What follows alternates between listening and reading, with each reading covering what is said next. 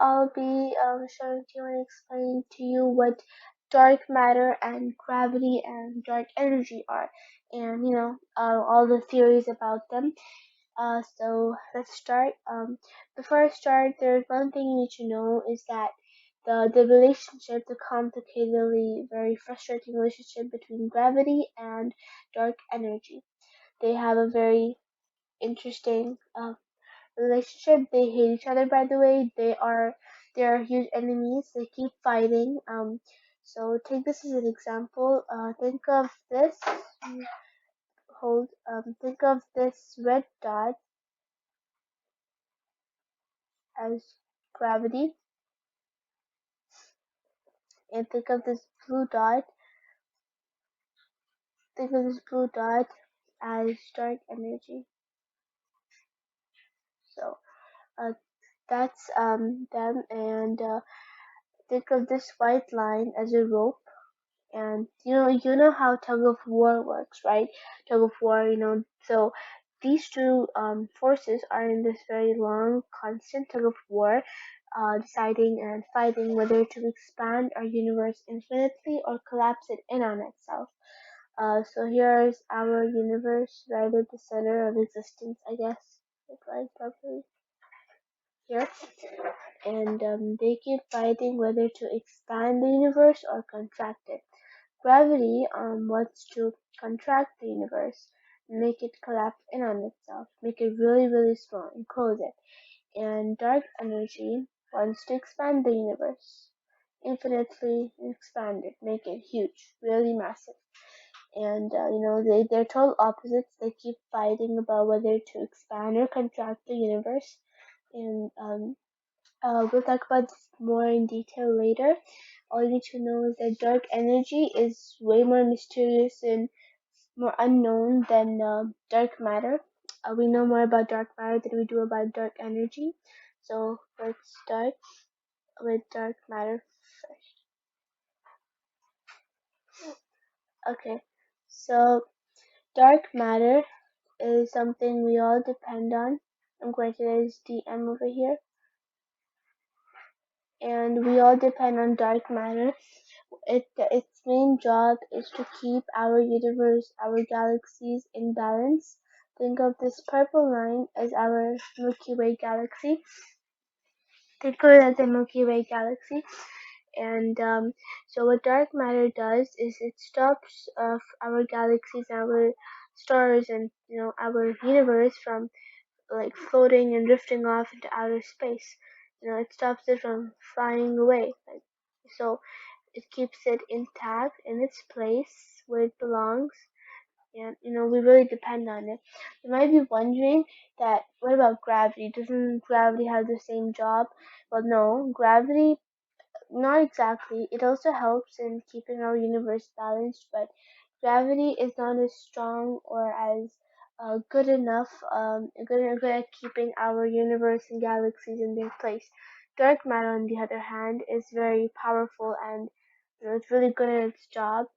And if you're wondering what's the difference between dark matter and normal matter, well, dark matter doesn't even come close to dark matter.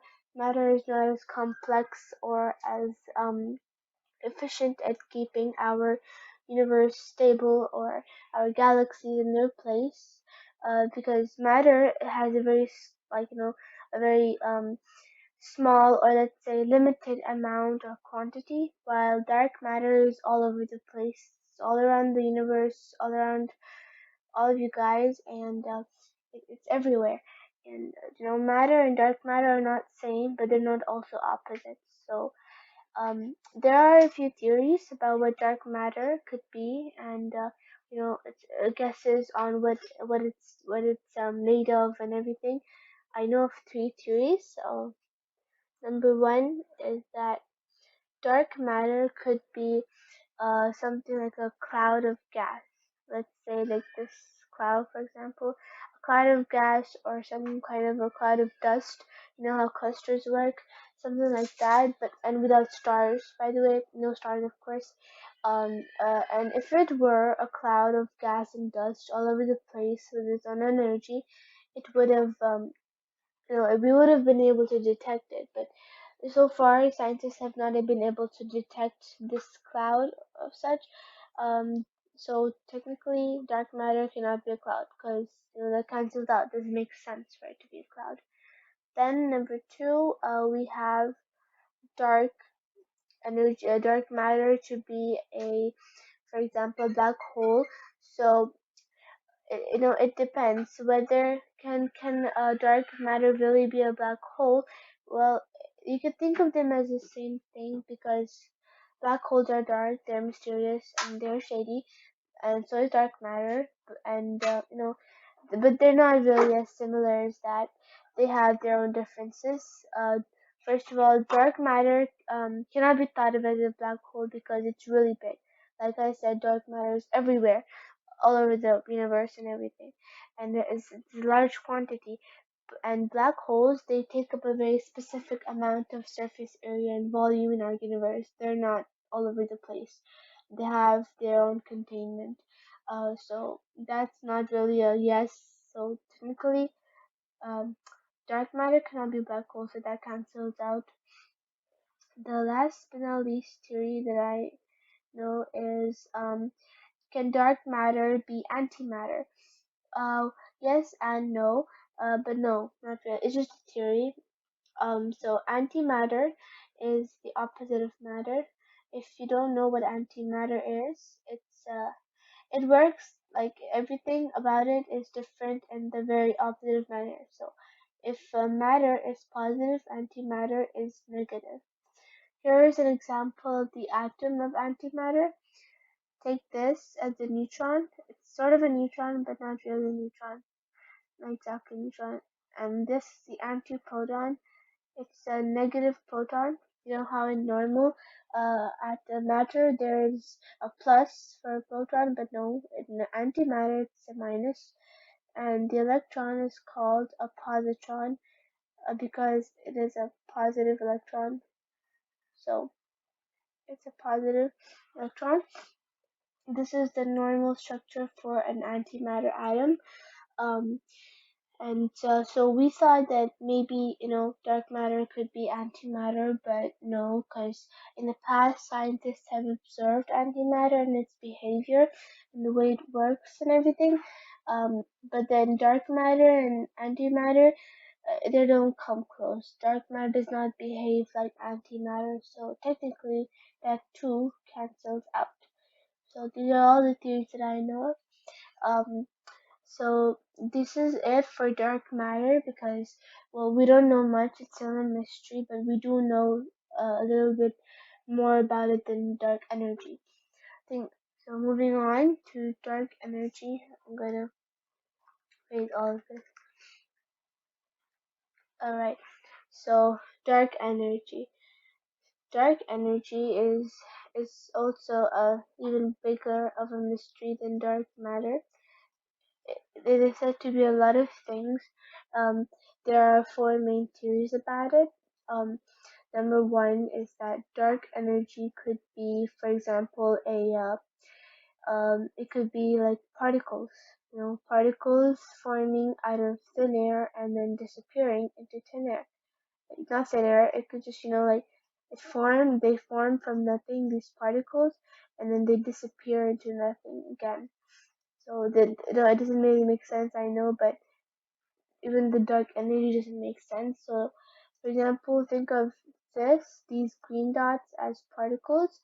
So they constantly, non-stop, they form out of thin air, they form and then they disappear again into thin air. So that's how they work, and they keep on coming in and out, in and out, in and out, non-stop. That's one theory. That's still a theory. And another theory is that maybe dark energy is empty space. Okay, it's just empty space. Think of this hole as empty space. So dark energy can be empty space. Empty space has an energy of its own. It's not just empty. So think of these orange lines as energy, or sparks of energy. So empty space has an energy of its own. You can think of this energy as dark energy. And by the way, the energy produced by these particles has, it is also an energy. Particles, when they form and everything, they give out energy, which can be thought of as dark energy. So these are two theories. Another one is a theory of Einstein. In 1970, he came up with the fact that dark energy is like an opposite or a contradictive force of um, gravity. So dark energy can be opposite of gravity, counteractive force of gravity. So if dark energy is going outwards, then gravity, the straight direct gravity, it will go inwards, and vice versa. It's all like they don't match. They never match. Like I said in the beginning, they're not friends or enemies, and they always they're different than each other. This is still in theory. By the way, when scientists made some calculation and experiments on this theory, they had some really weird results. Man, they were really weird and they didn't make sense. So these results, we cannot say much about it. They don't make sense. They don't, uh, they're odd and out of your brains odd.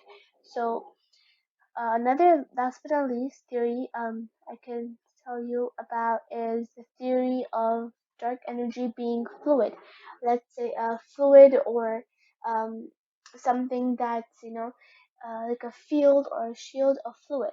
You can think of this as fluid or so. And fluid, this fluid has its own odd kind of an energy. Think of these purple things as energy forming out of nowhere, like I said. So somewhere maybe there is some kind of shield or a fluid spread all over the universe, giving its own type of energy. This can be thought of as dark energy, but at the end of the day, there's still all theories. There's nothing that can prove them so far. Um, so if you guys want to know any more theories, feel free to mention in the comments below. And before you go, there's one more thing I would like to mention is that we humans, we think of ourselves as a lot. We think that we've discovered so much in only a few centuries. We're geniuses, the best living things out there. Yeah, I guess that's true, considering all the animals and everything. But really, we only know only like 5% of the whole universe. For example, like take this dot, this yellow dot as 5% of the whole universe, the entire universe, 5% of it. Okay, and this is all we know, and that we're sure that we know exists, and that we have discovered, experimented on, and learned and observed and everything. And think of this blue thing, just think of this blue line as things that we know are out there, but we don't know much about them. Neither have we been able to properly acknowledge them. Like we know that they're out there, but then we don't really know them. Like we don't know them properly. Alright, so think of it as dark energy or dark matter. Like we know that dark matter and dark energy exist and they're somewhere out there, but we have not confirmed their uses and their jobs and what they are really. So that's take it as maybe 30% of the universe. This blue line is probably 30%, I guess. And then think of this purple line as think of this purple line is stuff we don't know that we don't know. Stuff, like that we don't even know exists, and we don't even know anything about the things that exist or they don't exist. There's our universe doesn't only have a little bit of things, it's filled with things, weird things we don't understand, and that we hope to. So think of this purple line as maybe 60%, I'm guessing. Yeah, 60% of what we don't know that we don't know, things that we don't even know that exist, and you know, you get the idea. So this is technically all we know. 5% of our universe is what we know. So hopefully we discover more sooner and sooner. Um, and that's it for this video. Thanks so much for watching, everybody, and have a nice day.